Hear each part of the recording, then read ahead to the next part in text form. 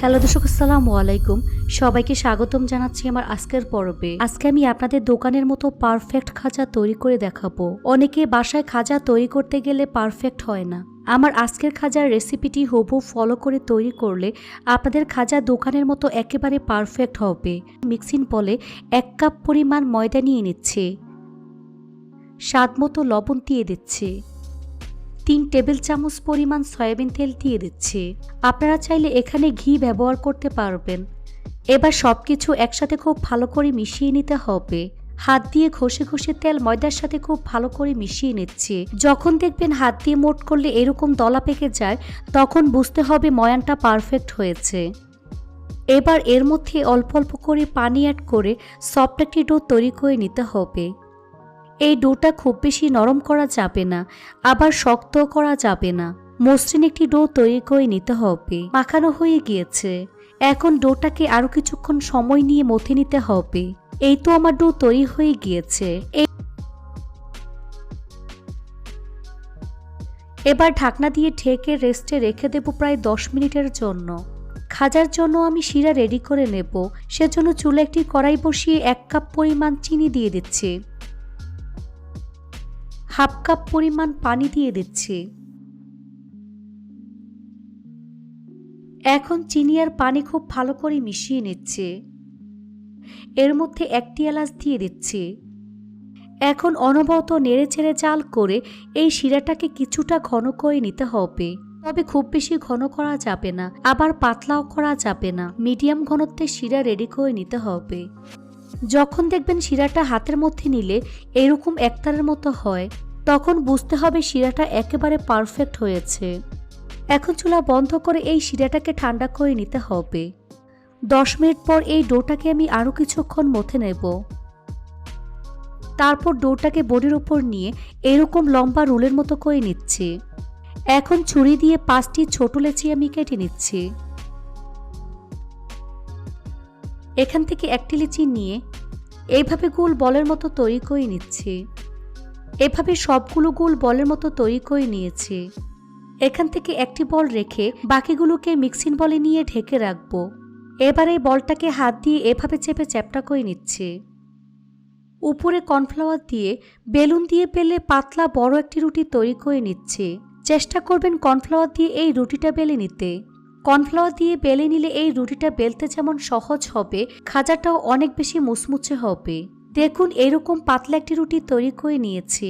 রুটিটা এতটাই পাতলা যে আমার হাতের আঙ্গুলগুলো দেখা যাচ্ছে। এভাবে আমি সবগুলো রুটি পাতলা বড় করে বেলে নিয়েছি। আর দোকানের মতো পারফেক্ট খাজা তৈরি করতে গেলে এরকম পাতলা রুটিই লাগবে। এখান থেকে 1টি রুটি নিয়ে এর উপর তেল দিয়ে সমস্ত রুটির উপর ছড়িয়ে দিচ্ছি। উপরে বেশি করে কর্নফ্লাওয়ার ছড়িয়ে তারপর মিশিয়ে নিচ্ছি। তারপর এর উপর আরেকটি রুটি দিয়ে হাত দিয়ে এভাবে চেপে সেট করে দিচ্ছি। তারপর একইভাবে এর উপর তেল দিয়ে সমস্ত রুটির উপর তেল ছড়িয়ে দিচ্ছি। উপরে কর্নফ্লাওয়ার দিয়ে খুব ভালো করে মিশিয়ে নিতে হবে। এর উপর আরেকটি রুটি দিয়ে হাত দিয়ে এভাবে চেপে সেট করে দিচ্ছি। বাকি রুটিগুলোকে আমি এভাবে একটা আরেকটার উপর দিয়ে দিচ্ছি। তো এভাবে আমি 5টি রুটি একটি আরেকটির উপর দিয়ে দিয়েছি। এবার এর উপর তেল দিয়ে সমস্ত রুটির উপর তেল ছড়িয়ে দিচ্ছি। তারপর একইভাবে উপরে কর্নফ্লাওয়ার দিয়ে মিশিয়ে নিচ্ছি। এবার এক সাইড থেকে এভাবে টাইট করে রোল তৈরি করে নিচ্ছে। তারপর সামনের অংশে এভাবে পানি লাগিয়ে সিল করে নিচ্ছে। এতে করে খুব ভালো করে সিল হয়ে যাবে, ভাজার সময় খুলে যাওয়ার ভয় থাকবে না।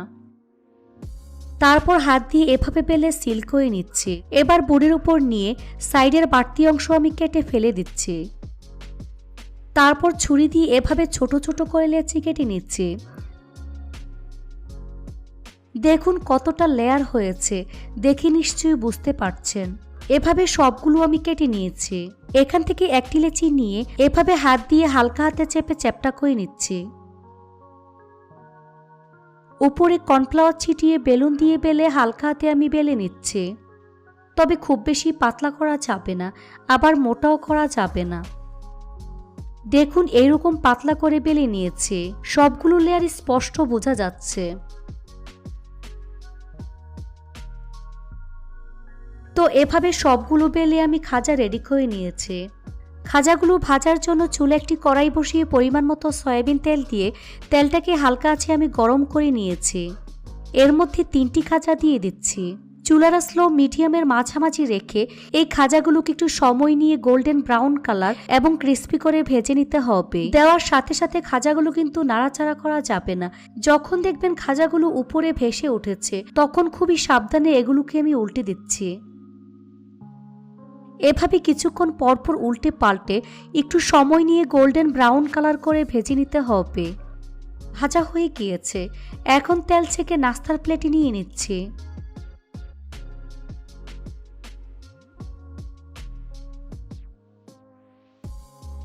সবগুলো খাজা আমি একইভাবে ভেজে রেডি করে নিয়েছি।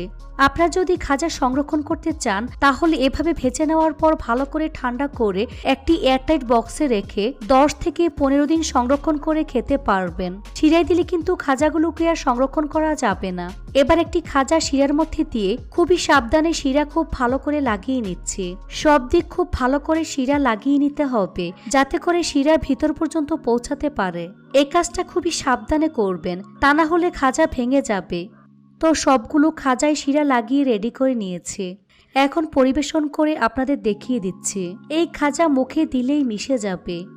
রেসিপিটি ভালো লাগলে অবশ্যই একটি লাইক দিবেন, চ্যানেলটি সাবস্ক্রাইব করার অনুরোধ রইল, আর আমার ফেসবুক পেজটি ফলো দিয়ে রাখবেন।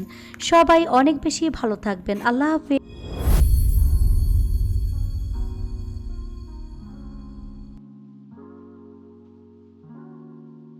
আজকে আমি আপনাদের সুজি দিয়ে দারুণ মজার অনেক বেশি খাস্তা রসালো সুজির খাজানা পিঠা তৈরি করে দেখাবো।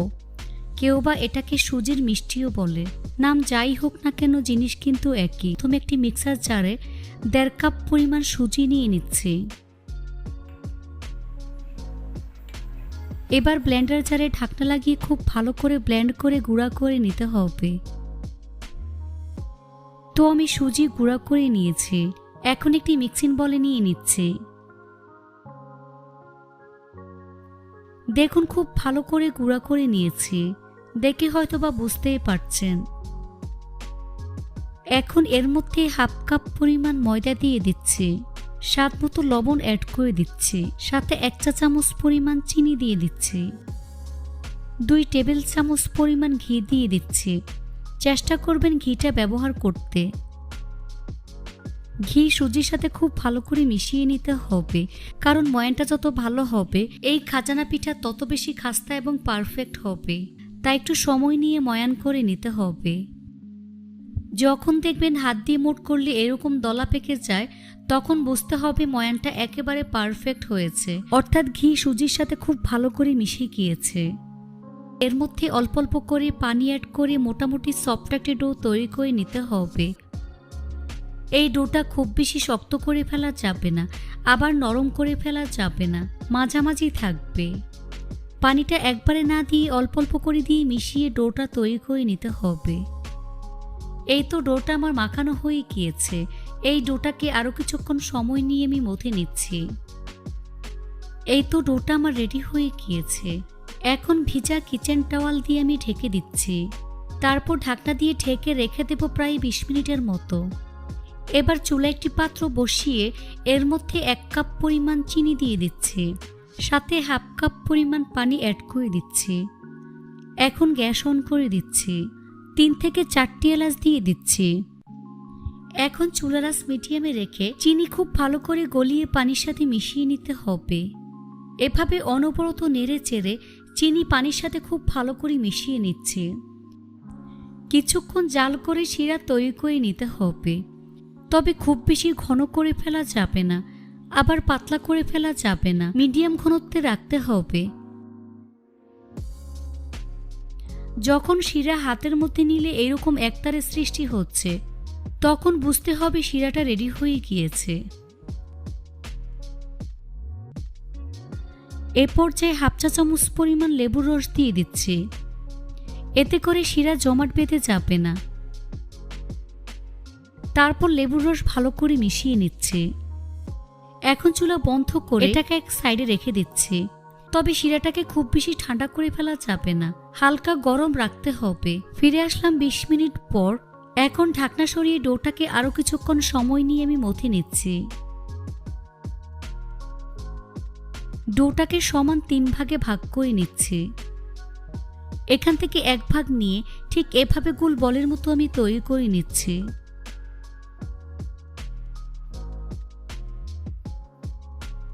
তারপর বড়ির উপর নিয়ে হাত দিয়ে চেপে চ্যাপটা করে নিচ্ছি। এবার বেলুন দিয়ে বেলে পাতলা বড় একটি রুটি আমি তৈরি করে নিচ্ছি। রুটিটাকে যতটা সম্ভব পাতলা করে বেলতে হবে। রুটি বেলার সময় অবশ্যই কর্নফ্লাওয়ার ব্যবহার করবেন, এতে করে খাজানা পিঠা অনেক বেশি খাস্তা এবং লেয়ার হবে।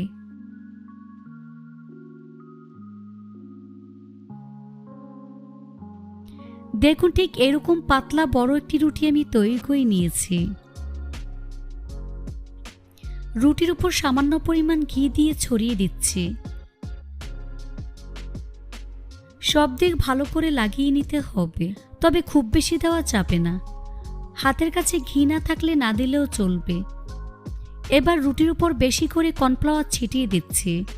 এখানে কিন্তু কর্নফ্লাওয়ারটা একটু বেশি করে দিতে হবে, এতে করে খাজানা পিঠা অনেক বেশি লেয়ার এবং খাস্তা হবে। এবার এক সাইড থেকে এভাবে টাইট করে রোল করে নিচ্ছি। দেখে হয়তো বা বুঝতেই পারছেন।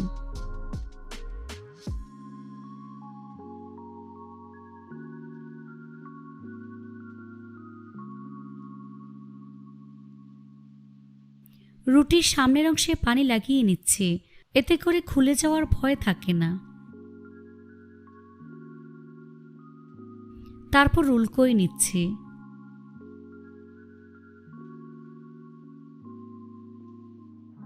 এবার হাত দিয়ে বেলে সব দিক সমান করে নিচ্ছি। সাইডের বাড়তি অংশ কেটে সমান করে নিচ্ছি। তারপর 1 ইঞ্চি চওড়া করে কেটে নিচ্ছি।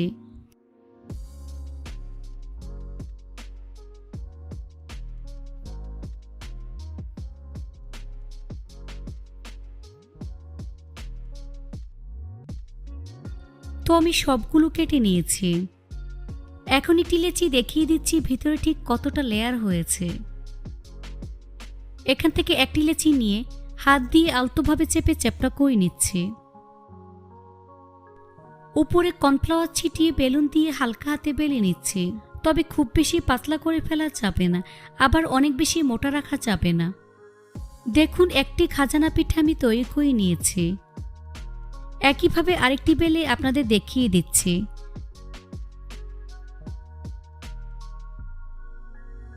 এই তো আরও একটি খাজানা পিঠা আমি তৈরি করে নিয়েছি। সবগুলো একইভাবে আমি তৈরি করে নিয়েছি। এবার খাজানা পিঠা ভাজার পালা। চুল একটি ফ্রাই প্যান বসিয়ে পরিমাণ মতো সয়াবিন তেল দিয়ে তেলটাকে মিডিয়াম আঁচে গরম করে নিয়েছি। এখন চুলার আঁচ মিডিয়াম টু লো হিটের মাঝামাঝি রেখে এর মধ্যে এক একে পিঠাগুলো আমি দিয়ে দিচ্ছি। চুলার আঁচ মিডিয়াম টু লো হিটের মাঝামাঝি রেখে এগুলোকে সময় নিয়ে ভাজতে হবে।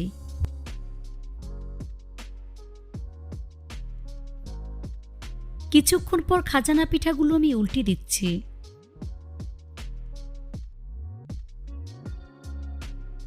এভাবে কিছুক্ষণ পর পর উল্টে পাল্টে একটু সময় নিয়ে গোল্ডেন ব্রাউন কালার এবং ক্রিস্পি করে ভেজে নিতে হবে।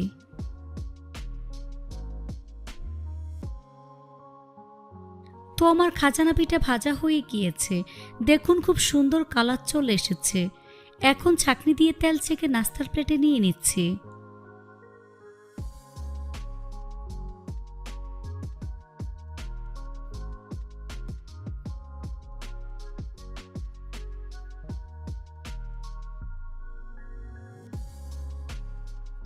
দেখুন সবগুলো খাজানা পিঠা আমি ভেজে নিয়েছি। এই খাজানা পিঠা অনেক বেশি মুচমুচ এবং লেয়ার হয়েছে, দেখে হয়তো বা বুঝতেই পারছেন। এবার খাজানা পিঠাগুলো আমি শিরায় দিয়ে দেব। এই খাজানা পিঠা শিরার মধ্যে একসাথে বেশি করে দেওয়া যাবে না, তাহলে ভেঙে যাবে। হালকা গরম শিরার মধ্যে একে একে খাজানা পিঠাগুলো আমি দিয়ে দিচ্ছি। এখানে শিরাটা কিন্তু হালকা কুসুম গরম আছে, ঠান্ডা শিরায় পিঠাগুলো দেওয়া যাবে না। তারপর উল্টে পাল্টে শিরা খুব ভালো করে লাগিয়ে নিচ্ছি। এখন একটা একটা করে শিরা থেকে আমি উঠিয়ে নিচ্ছি। আর খুব ভালো করে ঝরিয়ে নিতে হবে।